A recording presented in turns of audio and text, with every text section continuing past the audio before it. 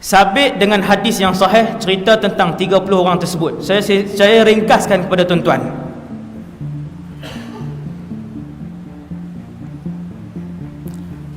Pada zaman Rasulullah ada seorang lelaki namanya Tamim ibn Aus Ad-Dari. Dia naik kapal bersama dengan 30 orang daripada kabilah Lukham dan Judham.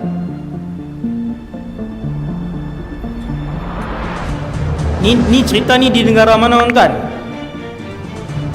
Di Mekah, Madinah. Waktu tu Rasulullah SAW di Madinah, Nabi di Madinah. Lelaki ni orang Arab beragama Kristian.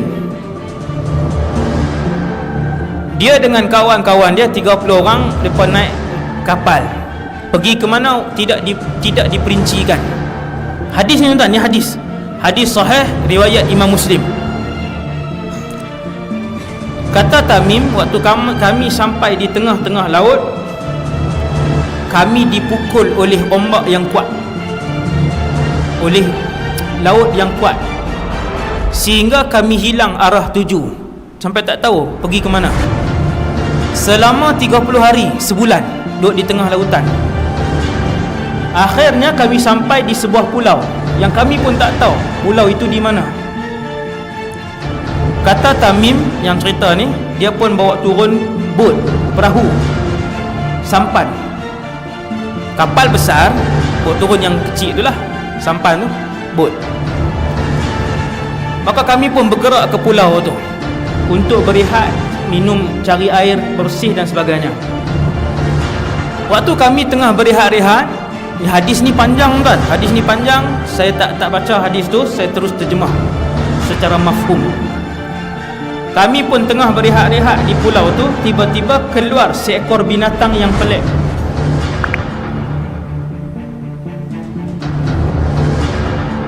Binatang ini berbulu lebat sehingga menutup seluruh bahagian badannya. Kemudian binatang ni pun datang dekat. Tuan-tuan, kalaulah binatang tu singa, sahabat akan sebut singa. Kalau binatang itu unta, sahabat akan sebut unta. Kalau binatang itu kerbau, sahabat akan sebut kerbau.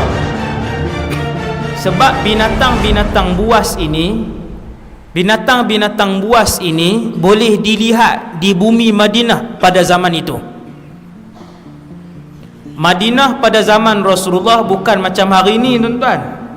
Madinah pada zaman dulu 1400 tahun yang lalu dikelilingi oleh hutan tebal. Ini kena tengok sejarah geografi Madinah 1400 tahun yang lalu. Hutan tebal. Gajah sahabat tengok, harimau sahabat tengok, pelanduk kijang sahabat tengok. Tebalnya hutan di Madinah ketika tu. Bila binatang ni keluar daripada pulau ni, seekor saja, dia berjalan mendekati 30 orang tadi. Kemudian dia bercakap, "Siapa kalian?" Binatang tadi. Maka Tamim ibn Aus kata, kami pun jawab, kami adalah pemuda-pemuda Arab Kristian. Waktu tu tak Islam lagi, dia tak masuk Islam lagi. Kami pemuda-pemuda Arab Kristian, daripada semenanjung tanah Arab kami keluar. Sampai tengah perjalanan, tengah-tengah lautan, tiba-tiba laut mengganas. Kami dipukul oleh arus selama sebulan. Akhirnya terdampar di pulau ini. Tuan-tuan, bercakap dengan siapa? Binatang.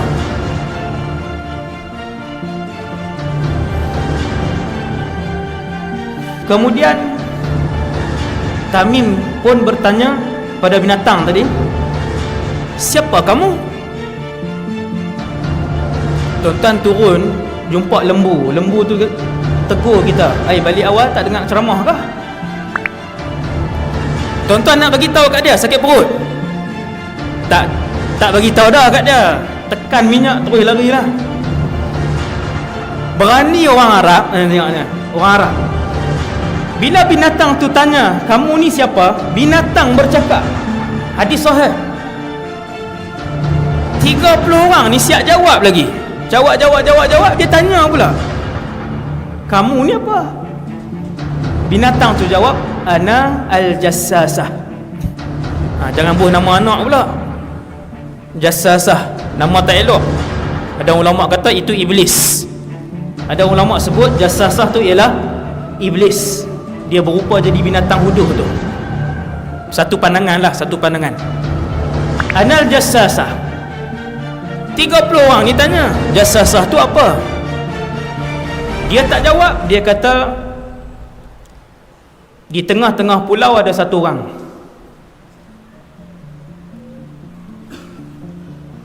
Yang sudah lama menunggu kabar berita daripada orang lain. Ada orang pula dah di pulau tu. Maka orang yang duduk di tengah-tengah pulau tu nak jumpa dengan kalian, yang 30 orang tadi. Maka yang 30 orang tadi dalam keadaan yang tercengang. Pulau ni pulau apa? Ada binatang pelik. Ni kalau pi tengah-tengah pulau ni, manusia tu syaitan ke apa ke, habis kita. Ini Tamim cerita. Tapi mereka pi juga. Mereka pergi ke tengah-tengah pulau. Berjalan 30 orang ke tengah-tengah pulau. Ini tuan-tuan tengok. Berjalanlah 30 orang ni masuk ke dalam hutan. Akhirnya sampai di satu tempat penahanan. Masuk ke dalam. Kata Tamim, kami pun masuk ke dalam. Dan begitu terkejut, kami mendapati di dalam itu ada satu orang lelaki, manusia, tetapi tubuhnya sangatlah besar.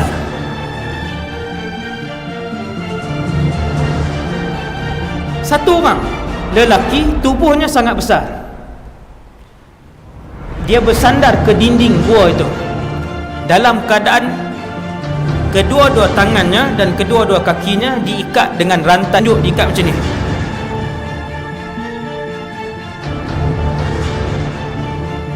Ikat macam ni.